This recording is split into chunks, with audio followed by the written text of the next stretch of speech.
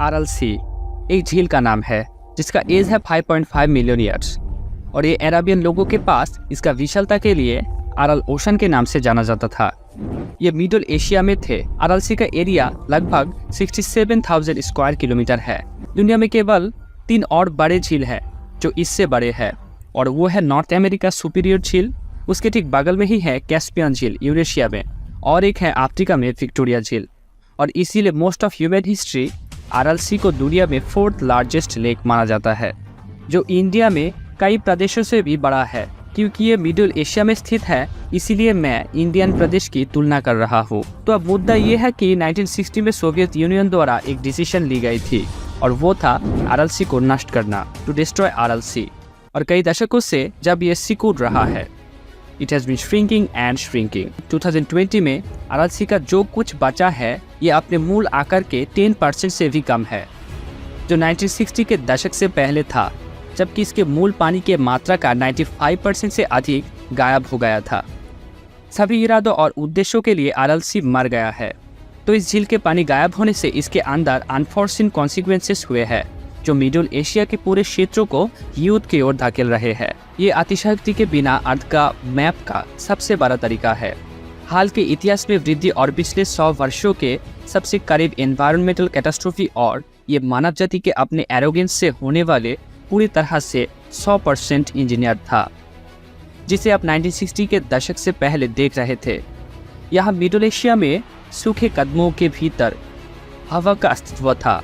Hundreds of years से ये Eurasian continent के मिडल में स्थित थे, मतलब है कि ये बहुत कम वर्षा वाले केंद्रों में स्थित था। ये झील और ब्लैक सी में समुद्र के पानी के निकटतम शरीर के बीच लगभग 1500 किलोमीटर के साथ रेगिस्तान से घिरा हुआ था। एज फॉर रिजल्ट हवाई दर्शाई का लगभग 95% हिस्सा ही दिखाई देता है। पानी का आपूर्ति कभी वास्तव में रेनफॉल से होते थे और इसका मतलब था कि इसके शेष 4% आई मीन 80% पानी मिडिल एशिया के 2 पावरफुल नदियों से पूरी तरह से आते थे। पहला है अमू दरिया जो आधुनिक दिन के पामीर माउंटेन्स में गिगास डैम से शुरू होता है, और दूसरा है सिर दरिया जो आधुनिक किर्गिस्तान के तियानशान माउंटेन्स में शुरू होता है और जो स्वाभाविक रूप से बीच में स्थित है। एक मारुस्थल तीर से वाष्पीकरण के उच्च दर से प्रेरित था, लेकिन इसके अधिकांश इतिहास के लिए समुद्र का वाष्पीकरण दर मोटे तौर पर नदियों से प्रभावित पानी के समान मात्रा के बराबर थे और लिमिटेड रेनफॉल वाष्पीकरण और पानी के प्रवाह के बीच संतुलन का एक नाजुक सा संतुलन सदियों से मौजूद था और इस प्रकार समुद्र का अस्तित्व अधिकांश मानव इतिहास में मौजूद था। लोकल जियोपॉलिटिक्स इसने आगे बढ़ाते चीन के सबसे वेस्टर्न बॉर्डर का गठन किया। 18th सेंचुरी में टांग डायनास्टी 1000 साल बाद 20th सेंचुरी तक आगे बढ़ाने वाले रशियन एम्पायर का बॉर्डर बन गए। 1930 के दशक में पूरे मिडिल एशिया में सोवियत यूनियन का वर्चस्व था। जोसेफ स्टालिन ने एक नया कार्यक्रम पेश किया। देश में प्रकृति और महान परिवर्तन को सोवियत यूनियन के मजदूर और ऋषि को शामिल कराने वाले कहा।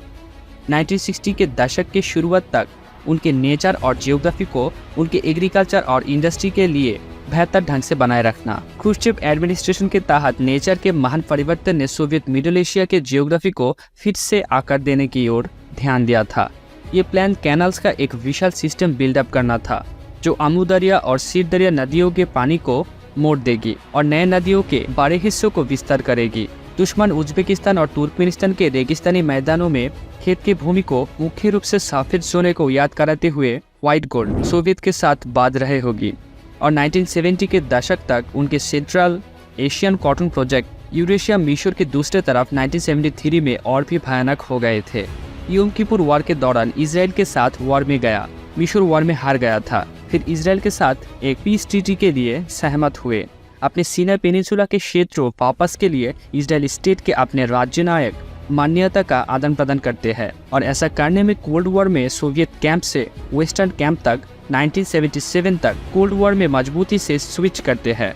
मिशर को अपने वेपन्स सेल करना बंद कर दिया था सोवियत यूनियन। रेवेंज में आकर मिशर अपने कॉटन एक्सपोर्ट करना बंद कर दिया था सोवियत में। तो फिर इसका जवाब में सोवियत ने अपने घरेलू कॉटन उत्पादन को अधिक समर्थन देने के लिए मिडिल एशिया में नेचर के अपने परिवर्तन को दोगुना करना चुना और एक समय के लिए यह वास्तव में 1988 में उज़्बेक एसएसआर द्वारा अच्छी तरह से काम कर रहा था। दुनिया में कॉटन के सबसे बड़े एक्सपोर्टर ने सोवियत द्वारा की गई जबरदस्त मदद के अल्बा और सीड दरिया नदियों से डाइवर्टिंग वाटर यानी सेच के पानी मुड़ाते हैं। लेकिन रेगिस्तान के बीच में कॉटन प्रोडक्शन के इस सोल्वेंसी के लिए हाई प्राइस पहले से ही क्लियर होने लगे थे, क्योंकि आरएल सी पहले से ही सिकुड़ रहा था। याद रहे कि आरएल सी का 4% के वाटर सप्लाई आ गया था। आमू दरिया और सीड दरिया के पानी को उज्बेकिस्तान तुर्कमेनिस्तान में कॉटन प्लांटेशंस में सोवियत उस पानी को तीर तक पहुंचने से वंचित कर रहे थे। सदियों से चले आ रहे वाष्पीकरण दर से मेल खाने वाले पानी के प्रवाह के नाजुक संतुलन के तीर वाष्पीकरण दर के समान रहने से गंभीर रूप से बाधित हो गए थे। लेकिन पानी के प्रवाह के दर के साथ आरएलसी को गंभीर रूप से कम कर दिया, फिर जल्दी से मरने लगे और यह स्थिति से मदद नहीं मिले थे। सोवियत इरिगेशन कैनल्स का निर्माण एबोरेंटली और इनएफिशिएंट तरीकों में किया गया था, जो 1988 में एंड हो गया था। फॉर एग्जाम्पल, उम्मीद दरिया से एक साल में 3 क्यूबिक माइल तक पानी ले जा रहा था। तुर्कमेनिस्तान में हॉट एंड ड्राई कुरोको डेजर्ट के 850 माइल के कहीं भी 30 to 75% पानी के हिस्से को निर्वहन करते हैं, लेकिन बस ओमनीप्रेजेंट लेक और साधारण वाष्पीकरण के लिए बर्बाद हो जाता है। जैसा कि हाल ही में 2012 के रूप में अनुमान लगाया गया था कि कैनाल लेंथ का केवल 12% उज्बेकिस्तान वास्तव में वाटरप्रूफ था। इन सभी इनएफिशिएंसीज के लिए उपयोग और तुर्कमेन ने पहले से कहीं अधिक विथड्रॉ कर लिया है।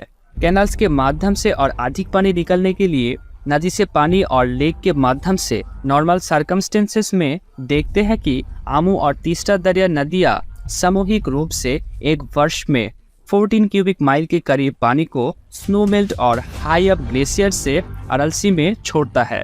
साउथ ईस्ट पे शान और पामीर माउंटेन्स पर थे, लेकिन ओशन के कारण नेचर और सभी इरिगेशन कैनल्स सोवियत परिवर्तन इन नदियों के अंदर से कहने वाले पानी हवा में पहुंचाता है, क्योंकि ये जल्दी से 50% से कम होकर सिर्फ 7 क्यूबिक माइल रह जाता है। आरएलसी इन नदियों के माध्यम से 1980 के दशक के अंत तक पानी के 7% से भी कम होकर 1 क्यूबिक माइल से भी कम हो गया है, जो नेचर के चेंज होने से स्वाभाविक रूप से उस तक पहुंच रहा था। सोवियत प्रभावी रूप से इन नदियों को अपने बड़े पैमाने पर कैनाल्स के लिए सुखा रहे थे।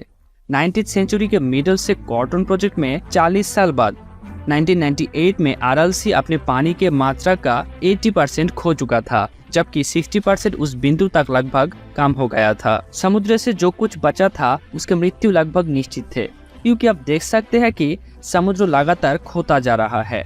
तो इस प्रकार आने वाले सनलाइट से पानी के मात्रा को बहुत जल्दी गर्म करते हैं, फिर उसके बाद पानी के सरफेस टेम्पर बढ़ जाता है।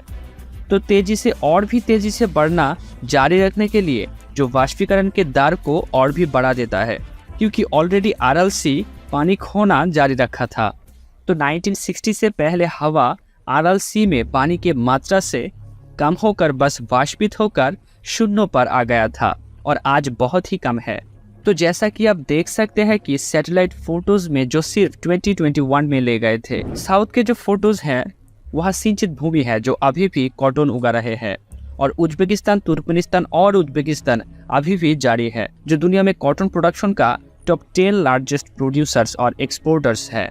In world wide cotton market में around 5% of cotton production and around 10% of cotton exports करना उज्बेकिस्तान का मोस्ट सिग्निफिकेंट बिजनेस है, और इस मामले में तुर्कमेनिस्तान पूरे वर्ल्ड में कॉटन एक्सपोर्ट और कॉटन प्रोड्यूस करने में 11th पोजीशन पे है। लेकिन इस मिडल एशिया ने बड़े कॉटन प्रोजेक्ट को अस्तित्व में लेने के लिए जो कीमत अदा की है वो है आरएलसी का विनाश करना। जब आरएलसी अपने सुनहरे दिनों में थे, सोवियत इकोनॉमी के मछली पकड़ने की केंद्रों में 40,000 लोग खैरियत थे, और तीन ने पूरे सोवियत यूनियन में पकड़ गए सभी मछलियों के लगभग 60% को पैदा करते थे। लेकिन 1980 के दशक तक समुद्र सिकुड़ गया था। आरएल शहर में कभी 50,000 से अधिक लोगों का घर था और इस क्षेत्रों के मछली पकड़ने की प्राइमरी रिसोर्स था। लेकिन 2005 तक इसने खुद को 100 किलोमीटर से अधिक दूर पाया, जो कि समुद्र से बहुत कम बचा था, और उसके बाद ही एक बांध का निर्माण हुआ जो आज भी कुछ पानी वापस लाता है। तो कॉन्सिक्वेंटली आरएल शहर दशकों से दूर हो गया है, क्योंकि देशियों हजारों पूर्व निवासियों को पूर्व झील के तल पर कहीं और जाने के लिए मजबूर किया गया है। तो जैसे कि आप देख सकते हैं कि बहुत सारे फिशिंग बोट्स यहाँ पर इस बंजर भूमि में बिखरे हुए हैं, जिनमें से ज्यादातर अब धूप में सड़ रहे हैं। सोवियत युग के कारण वहाँ एक द्वीप हुआ करता था और इस द्वीप को फॉस्फोरस डियानर के रूप में जाना जाता है। ये मिडल एशिया के मिडल में पानी से घिरे हुए अरल सी के बीचों बीच में स्थित है और ये एक रिमोटफुल प्लेस थे, इसलिए सोवियत ने वहाँ पर top secret biological weapons research lab बनाया था, जिसके बारे में ऐसा जाना जाता है कि उस लैब में न्यूमेरस बायोलॉजिकल एजेंट्स जैसा कि एंथ्रैक्स, बुबोनिक प्लेग और स्मॉल पॉक्स, इन सभी का टेस्ट किया जाता था। 60 years ago बैक इन 1960, उस समय मिडल एशिया में केवल 24 मिलियन कॉम्बाइंड पॉपुलेशन थे, लेकिन आज 3 गुना ज़्यादा पॉपुलेशन है, लगभग 75 मिलियन पीपल। और इस पॉपुलेशन ग्रोथ में जिस देश ने सबसे ज़्यादा कंट्रीब्यूट किया है उसका नाम है उज्बेकिस्तान। पास्ट 60 years में पॉपुलेशन में 4 times ज़्यादा ग्रो किया है, यानी 4 गुना वृद्धि। तो अब मिडल एशिया में मोटे तौर पर उतने ही उज्बेक हैं जितने कि वहाँ के सभी लोकल एथनिक ने कोसक्स को जोड़ दिया था। तो इस बात को एक्सेप्ट किया जाता है कि चेक्स और तुर्कमेन कॉन्सिक्वेंटली मिडल एशिया में ह्यूमन वाटर डिमांड आज कई गुना ज़्यादा है, जो अरल सी के मृत्यु से पहले थे। यहाँ उज्बेक्स है जिसने सबसे स्ट्रॉन्गेस्ट सिंगल डिमांड किया हुआ है। मिडल एशिया के सभी देशों के पॉलिटिकल बॉर्डर्स को मोटे तौर पर जोसेफ स्टालिन द्वारा लगभग 1 सदी पहले तैयार किया गया था, ताकि उनके बीच मैक्सिमम कॉन्फ्लिक्ट किया जा सके कि क्या ये फ्यूचर में इंडिपेंडेंट हो सकते हैं, जैसा कि 1991 में किया गया था जब सोवियत यूनियन का कोलैप्स हुआ था। सभी क्षेत्रों में एथनिसिटीज एक दूसरे के बॉर्डर्स के आर पर मिले हुए हैं, जो सबसे बदनाम है। सोएट टाउनशिप के सबूत यहाँ पाए गए। उज्बेकिस्तान के 2 हिस्से जो पूरी तरह से किर्गिस्तान से घिरे हुए हैं और पूरी तरह से एथनिक टच से पॉपुलेटेड है, वहाँ हर किसी के ज़रूरतों को पूरा करना और हर किसी के सुरक्षा को पूरा करने के लिए पर्याप्त पानी नहीं होगा, और उज्बेकिस्तान भू राजनीतिक रूप से सबसे बेहतर स्थिति में होगा। दूसरों पर हावी होना ये सुनिश्चित करे कि पानी के जो भी अवशेष है उन्हें कंट्रोल करने वाले होंगे। फारगाना वैली सेंट्रल एशिया का पॉपुलेशन कोड है। ये वो जगह है जहाँ सिर दरिया नदी प्रभावी रूप से वैली को खाली रेगिस्तान के बीच में लश ओएसिस बनाना शुरू करते हैं। सेंट्रल एशिया की आबादी का 1/3 हिस्सा इस वैली में रहते हैं, और ये सटीक भी है। It is also precious. जहाँ उज्बेकिस्तान, किर्गिस्तान और ताजिकिस्तान के पॉलिटिकल बॉर्डर्स मिलते हैं, ताजिकिस्तान के वैली को टकराते हैं, जो नॉर्थ में वैली तक फैला हुआ है, मुख्य रूप से लोकल उज्बेक द्वारा बसा हुआ है। और फिर भी ये मोटे तौर पर उज्बेकिस्तान स्टेट को 2 अलग अलग हिस्सों में विभाजित करने का कार्य कराता है, जो उनके कंट्रोल को अलग करते हैं, जैसा कि रशिया ने यूक्रेन में एक्सपेरिमेंट किया है। ये अब रिडिक्यूलस नहीं है कि उज्बेकिस्तान एक दिन इसे अपने कैजुस बेली के रूप में इस्तेमाल कर सकते हैं और फ्यूचर में किसी बिंदु पर जी के स्टैंड पर अटैक कर सकते हैं, ताकि फ्यूचर में ऐसा ना हो केवल उपजाऊ फारगाना वैली की अधिक सुरक्षा, लेकिन ये ताजिकिस्तान के पूरी तरह से विजय के लिए जाते हैं। उसके अलावा ये आमोदारिया का सिक्योर हेडवाटर्स को भी सुरक्षित कर सकते हैं। अब ये संभावना नहीं है कि मॉस्को उज्बेकिस्तान के हमलों को रोकने में सक्षम होगा। सैन्य सहायता के लिए रूस की अपील सबसे खराब है। पाकिस्तान का भी आक्रामक पर जाने के लिए, लेकिन सितंबर 2022 में अजरबैजान ने आर्मेनिया पर हमला किया, एक और CST मेंबर स्टेट जो समर्थन के लिए अलायंस का अपील करते हैं, और रशिया ने इनकार कर दिया क्योंकि ये बहुत बिजी है। और यूक्रेन रशिया एक कॉन्फ्यूज्ड और डाइंग एम्पायर है। उसके और उनके पास मिडल एशिया में अपने साउथ में बिगड़ते जियोपॉलिटिकल स्थिति में इंटरफेस करने की काम क्षमता है। ये एबिलिटी होगी कि जो संभावित रूप से चीन को इंटरफियरिंग करने के लिए छोड़ देता है, लेकिन कौन जानते हैं कि ये अपने आंतरिक चिंताओं और शिनजियांग के साथ ऐसा करने के लिए कितने इच्छुक होंगे।